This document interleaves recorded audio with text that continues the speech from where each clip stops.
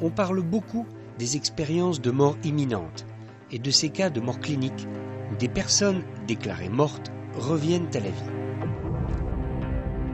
Le nombre croissant des témoignages de personnalités connues du public ou d'inconnus revenus d'entre les morts, sous forme de livres, d'articles et surtout sur l'Internet, montre l'intérêt du public pour ce phénomène. La publication du best-seller du docteur Eben Alexander, un neurochirurgien lui-même victime d'une EMI, une expérience de mort imminente, a relancé le débat au sein de la communauté médicale. Oui, il y aurait bien un au-delà, une vie après la mort.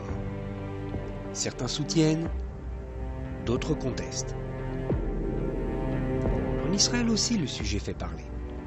Les révélations après coma de deux hommes politiques connus pour leur position séculaire ou non croyante ont défrayé la chronique. Mais ce qui a fait le plus de bruit, c'est sans doute le cas du jeune Nathan en octobre 2015. L'interview publique de cet adolescent, 2 jours après être revenu d'un coma d'une quinzaine de minutes, a passionné près de 3 millions d'internautes en Israël. Interrogé par un rabbin spécialisé sur tout ce qui touche à l'au-delà, le jeune homme, encore sous le coup de l'expérience, a raconté son voyage devant le tribunal céleste et ce qu'il appelait les portes du paradis ou de l'enfer. Les précisions données par rapport aux textes connus ou moins connus du judaïsme ont divisé les rabbins.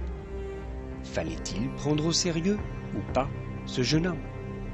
Mais au fait, qu'en est-il de l'au-delà dans le judaïsme? La mort est-elle une fin ou un nouveau commencement? Quels sont ces fameux textes qui en parlent? Et qu'en savons-nous?